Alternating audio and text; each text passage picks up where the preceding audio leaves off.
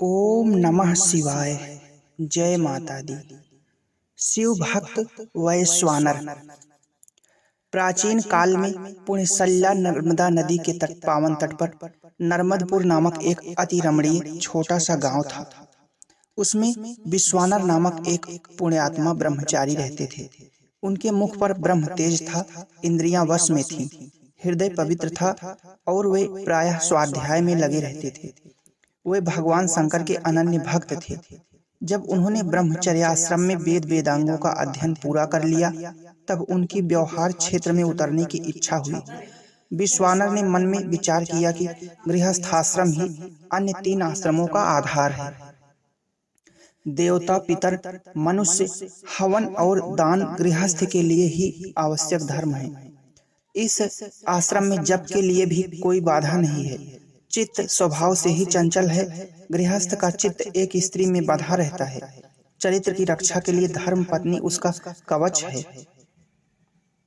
यदि मैं विवाह नहीं करूं, हठ से, लोक लाज से अथवा स्वार्थवश ब्रह्मचारी के ही वेश में रहूं और मेरे मन में बुरी वासनाएं आती रहें, तो मेरा वह ब्रह्मचर्य किस काम का। यदि गृहस्थ पर स्त्री पर कुदृष्टि न डाले, अपनी स्त्री से ही संतुष्ट रहे और ऋतुकाल में सहवास करे, तो वह गृहस्थ होने पर भी ब्रह्मचारी ही है।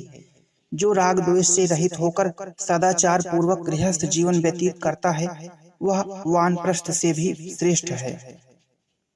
क्षणिक वैराग्य के आवेश में आकर कोई घर छोड़ दे और घर की बातों का ही चिंतन करता रहे, तो उसे उस त्याग का कोई फल नहीं मिलता। जो गृहस्थ किसी से किसी वस्तु की याचना नहीं करता, भगवान जिस परिस्थिति में रखें उसी में प्रसन्न रहता है, वह उन सन्यासियों से बहुत उत्तम है जो भोजन के लिए अतिरिक्त किसी भी वस्तु की भिक्षा मांगते हैं। अतएव मुझे गृहस्थाश्रम को ही स्वीकार करना चाहिए। तदंतर शुभ मुहूर्त में उन्होंने अपने अनुरूप कुलीन कन्या से विवाह किया और गृहस्थ धर्म के अनुसार सदाचार का पालन एवं भगवान का स्मरण चिंतन करते हुए अपना जीवन व्यतीत करने लगे। उनकी पत्नी का नाम सुचिस्मती था। वह अपने पति को ही भगवान का स्वरूप मानकर उनकी सेवा करती थी।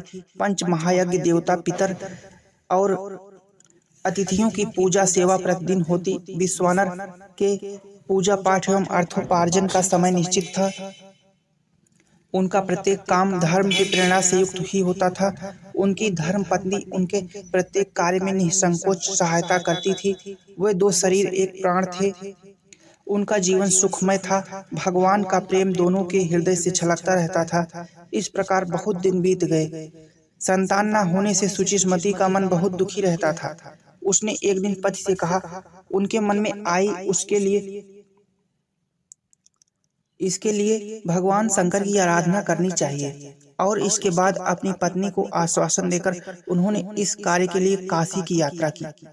काशी भगवान शंकर का नित्य निवास स्थान है। काशी में पहुंचते ही विश्वानर के त्रिविध ताप शांत हो गए। सैकड़ों जन्मों के संस्कार धुल गए। उन्होंने गंगा स्नान करके भगवान शंकर की विविध लिंग मूर्तियों का दर्शन किया और पूजन किया। यज्ञ करके सहस्त्र सहस्त्र ब्राह्मण सन्यासियों को भोजन कराया। अंत में उन्होंने यह निश्चय किया कि भगवान वीरेश्वर की आराधना करनी चाहिए। अब तक बहुत से स्त्री पुरुषों ने वीरेश्वर की आराधना करके अपनी अपनी अभिलाषा पूर्ण की है। मैं इन्हीं की आराधना करूंगा, इन्हीं की सेवा अर्चा से इन्हें पुत्र रूप में प्राप्त करूंगा। ऐसा दृढ़ निश्चय करके विश्वानर भगवान की उपासना में लग गए। उन्होंने 13 महीने तक भगवान की पूजा की।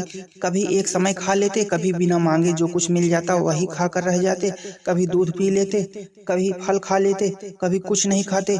1 महीने तक 1 मुट्ठी तिल प्रतिदिन खाकर रह गए। किसी महीने में पानी ही पीकर रह गए तो किसी महीने में वह भी नहीं। इस प्रकार घोर तपस्या करते हुए उन्होंने 12 महीने व्यतीत किए। 13वें महीने एक दिन प्रातः काल ही गंगा स्नान करके भगवान की पूजा करने के लिए आए। उन्होंने जब मूर्ति की ओर देखा, तब बीचों बीच लिंग में एक बालक दिखाई पड़ा। 8 वर्ष की अवस्था मालूम पड़ती थी। सब अंगों में भस्म लगा हुआ था। बड़ी बड़ी आंखें थी, लाल लाल अधर थे, सिर पर पीली जटा और मुख पर हंसी थी। बालकोचित वेश था, शरीर पर वस्त्र नहीं था। लीलापूर्ण हंसी से चित्त को मोह रहा था। यह बालक बालक नहीं, साक्षात भगवान शंकर थे। विश्वानर अपने इष्टदेव को पहचानकर उनके चरणों पर गिर पड़े और आंखों के जल से उनका अभिषेक किया। रोमांचित शरीर एवं गदगद कंठ से अंजलि बांधकर उन्होंने स्तुति की और उनके चरणों पर गिर पड़े। भगवान शंकर ने कहा, तुम्हारी जो इच्छा हो मांग लो। विश्वानर ने कहा, प्रभु आप सर्वज्ञ हैं, आपके लिए अज्ञात क्या है। एक तो मैंने इच्छा करके ही अपराध किया, दूसरे अब आप याचना करने को कह रहे हैं। याचना तो दीनता की मूर्ति है। आप जानबूझकर मुझे इसके लिए क्यों प्रेरित कर रहे हैं। भगवान शंकर ने कहा, तुम्हारी अभिलाषा पूर्ण होगी। सुचिस्मति की इच्छा पूर्ण करने के लिए तुमने जो तपस्या की है वह सर्वथा उचित है। मैं एक रूप से तुम्हारा पुत्र बनूंगा। मेरा नाम गृहपति, अग्नि अथवा वैश्वानर होगा। इतना कहकर भगवान अंतर्ध्यान हो गए और विश्वानर बड़े आदर आनंद के साथ भगवान का स्मरण करते हुए अपने घर लौट आए। समय पर सुचिस्मति गर्भवती हुई। विश्वानर ने शास्त्र के अनुसार सभी संस्कार किए। जिस दिन पुत्र का जन्म हुआ उस दिन सब दिशाएं आनंद से परिपूर्ण हो गई। नवजात शिशु का जात कर्म संस्कार और श्रुति के अनुसार नामकरण किया गया। शिशु का नाम गृहपति रखा गया। 5वें वर्ष यज्ञोपवीत संस्कार के साथ ही कुमार का वेदाध्ययन प्रारंभ हुआ। कुल 3 वर्ष के समय में समस्त शास्त्रों का सांगोपांग अध्ययन करके, जबकि दूसरों के लिए इतने अल्पकाल में उनका पारायण भी असंभव है, वैश्वानर अपने पिता के पास लौट आए और उन्होंने अपने विनय, सेवा, सहिष्णुता आदि से न केवल अपने माता पिता को बल्कि सभी लोगों को चकित कर दिया। बालकों का एकमात्र कर्तव्य है माता पिता की सेवा, उनकी आज्ञा का पालन और सबके साथ विनय का व्यवहार। वैश्वानर इसके आचार्य थे, आदर्श थे। विद्या के साथ विनय भी चाहिए। यही मणि कांचन संयोग है। एक दिन घूमते घामते देवर्षि नारद नर्मदपुर में विश्वानर के घर आए। सुचिस्मति और विश्वानर ने प्रेम और आनंद से भरकर उनका आतिथ्य सत्कार किया। वैश्वानर गृहपति ने आकर उनके चरणों में प्रणाम किया। देवर्षि नारद ने आशीर्वाद देकर विश्वानर से बालक की प्रशंसा करते हुए कहा, तुम्हारा दाम्पत्य जीवन धन्य है। यह तुम्हारा बड़ा सौभाग्य है कि तुम्हें ऐसा आज्ञाकारी पुत्र प्राप्त हुआ है। पुत्र के लिए तो इससे बढ़कर और कोई कर्तव्य ही नहीं है। उसके लिए माता पिता ही गुरु और देवता हैं। उनकी सेवा ही सदाचार है। उनके चरणों का जल ही तीर्थ है। पुत्र के लिए संसार में पिता ही परमात्मा है। पिता से भी बढ़कर माता है, क्योंकि 10 महीने तक पेट में रखना और बचपन में पालन पोषण करना माता का ही काम है। गंगा के पवित्र जल से अभिषेक करने पर भी वैसी पवित्रता नहीं प्राप्त होती जैसी माता के चरणामृत के स्पर्श से प्राप्त होती है। संन्यास लेने पर पुत्र पिता के लिए वंदनीय हो जाता है, परंतु माता सन्यासी पुत्र के लिए भी वंदनीय ही रहती है। तुम दोनों धन्य हो, क्योंकि तुम्हें ऐसा पुत्र रत्न प्राप्त हुआ है। देवर्षि नारद जब यह कह रहे थे, माता पिता के हृदय में कितना हर्ष हुआ होगा, इसका अनुमान कौन कर सकता है। देवर्षि नारद ने वैश्वानर को अपने पास बुलाते हुए कहा, बेटा आओ मेरी गोद में बैठ जाओ, मैं तनिक तुम्हारे शरीर के लक्षणों को तो देखूं। माता पिता की आज्ञा से वैश्वानर देवर्षि नारद को प्रणाम करके बड़ी नम्रता से उनकी गोद में बैठ गए। देवर्षि नारद ने शरीर का एक एक लक्षण देखा, तालु, जीभ और दांत भी देखे। इसके पश्चात गौरी शंकर और गणेश को नमस्कार करके कुमकुम से रंगे हुए सूत से उत्तर मुख खड़े हुए बालक को पैर से लेकर सिर तक नाप लिया। इसके बाद कहा, हे विश्वानर, 108 अंगुल जिसके शरीर का परिमाण होता है वह लोकपाल होता है। तुम्हारा बालक वैसा ही है। इसके शरीर में उत्तम पुरुष के 32 लक्षण मिलते हैं। इसके 5 अंग दीर्घ हैं, दोनों नेत्र, ठोड़ी, जानु और नासिका। 5 अंग सूक्ष्म है, त्वचा, केश, दांत, उंगलियां और उंगलियों की गांठें। इसके 3 अंग हरस्व हैं, ग्रीवा, जंघा और मूत्रेंद्रिय। स्वर, अंतःकरण और नाभि, ये 3 गंभीर हैं। इसके 6 स्थान ऊंचे हैं, वक्ष स्थल, उदर, मुख, ललाट, कंधे और हाथ। इसके 7 स्थान लाल हैं, दोनों हाथ, दोनों आँखों के कोने, तालु, जिह्वा, ओष्ठ, अधर और नख। 3 स्थान विस्तीर्ण है, ललाट, कटी और वक्षस्थल। इन लक्षणों से यह सिद्ध होता है कि यह बालक महापुरुष है। देवर्षि नारद ने इनके अतिरिक्त माता पिता को और बहुत से लक्षण दिखाए जिनसे इस बालक की असाधारणता सिद्ध होती थी। माता पिता सुनते सुनते अघाते न थे। वे चाहते थे देवर्षि और कुछ कहें। देवर्षि ने भी अपनी ओर से कोई बात उठा ना रखी। देवर्षि ने अंत में कहा, इस बालक में सब गुण हैं, सब लक्षण हैं। यह निष्कलंक चंद्रमा है, फिर भी ब्रह्मा इसे छोड़ेंगे नहीं। विधाता के विपरीत होने पर सारे गुण दोष बन जाते हैं। अभी इसका 9वां वर्ष चल रहा है। 12वें वर्ष विद्युत के द्वारा इसकी मृत्यु हो सकती है। इतना कहकर देवर्षि नारद आकाश मार्ग से चले गए। माता पिता के हृदय पर तो मानो अभी वज्रपात हो गया। वैश्वानर ने देखा मेरे माँ बाप बहुत दुखी हो रहे हैं। उन्होंने मुस्कुराकर कहा, माँ तुम लोग इतने डर क्यों गए? तुम्हारे चरण कमलों की धूल जब मैं अपने सिर पर रखे रहूंगा तब काल भी मेरा स्पर्श नहीं कर सकता। वज्र में तो रखा ही क्या है। मेरे अनन्य स्नेही पूजनियों, मैं प्रतिज्ञा करता हूँ कि यदि मैं तुम्हारा पुत्र हूँ तो ऐसा काम कर दिखाऊंगा कि वज्र और मृत्यु दोनों मुझसे भयभीत रहेंगे। मैं भगवान मृत्युंजय की आराधना करूंगा। वे काल के भी काल हैं, उनकी कृपा से कुछ भी असंभव नहीं है। वैश्वानर की वाणी क्या थी?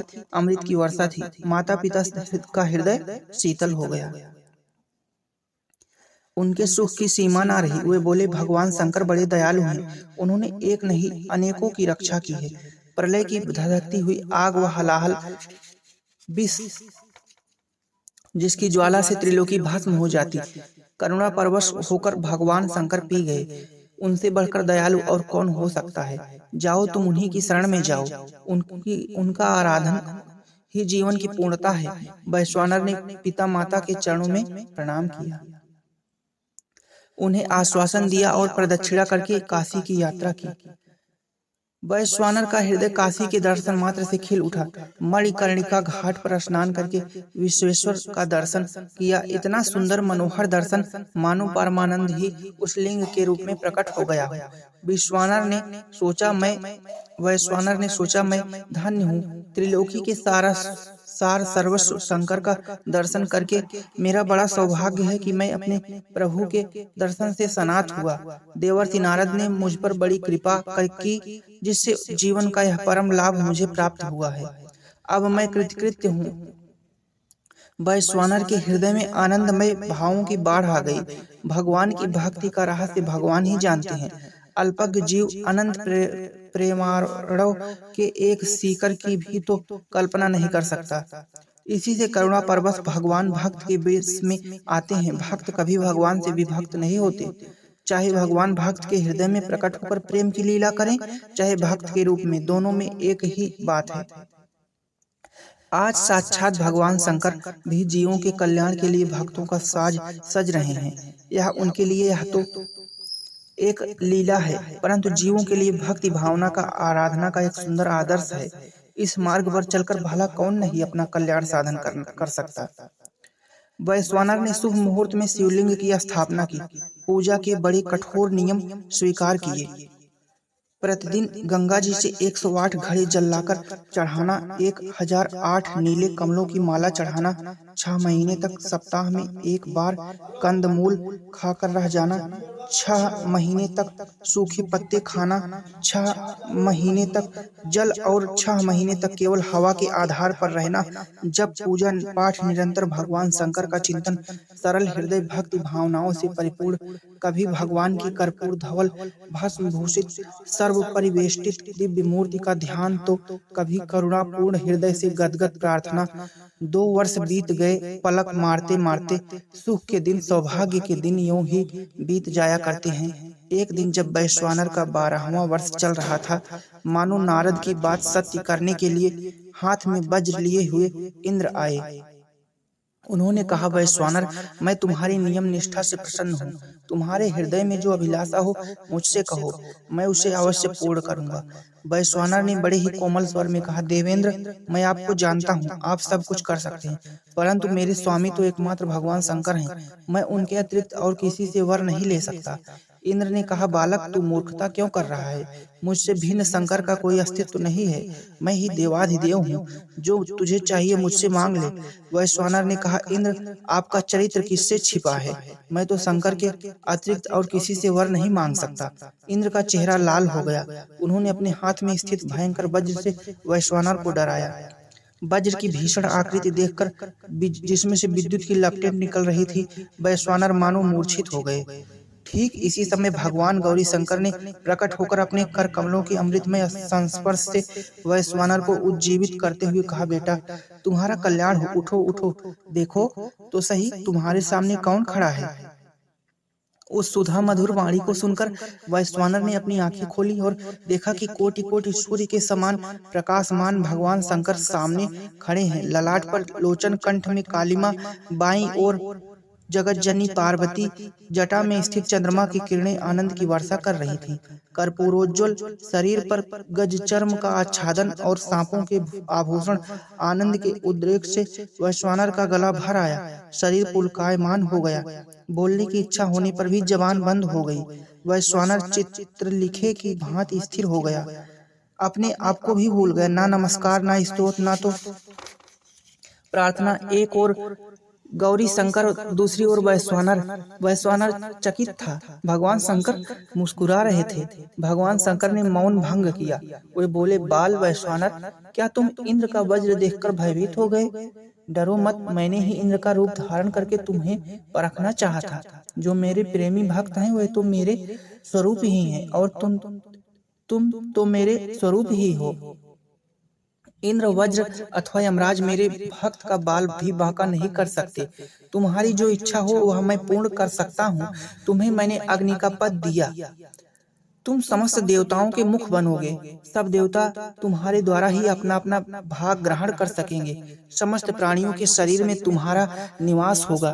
पूर्व दिशा के अधिपति इंद्र हैं और दक्षिण दिशा के यमराज। तुम दोनों के बीच में दिक्पाल रूप से निवास करो। तुम आज से आग्नेय कोण के अधिपति हुए। अपने पिता, माता और बंधुजनों के साथ विमान पर चढ़कर तुम अग्निलोक में जाओ और अपने पद के अनुसार कार्य करो। भगवान शंकर के इतना कहते ही वैश्वानर के माता पिता, बंधु बांधव सब वहां उपस्थित हो गए। सबके साथ भगवान शंकर के चरणों में नमस्कार करके वैश्वानर अग्नि अपने लोक को चले गए और भगवान शंकर उसी लिंग में समा गए जिसकी पूजा वैश्वानर किया करते थे। भगवान शंकर ने स्वयं उस लिंग की बड़ी महिमा गाई है। जय माता दी, जय माता दी, जय मां पार्वती। ओम नमः शिवाय, ओम नमः शिवाय।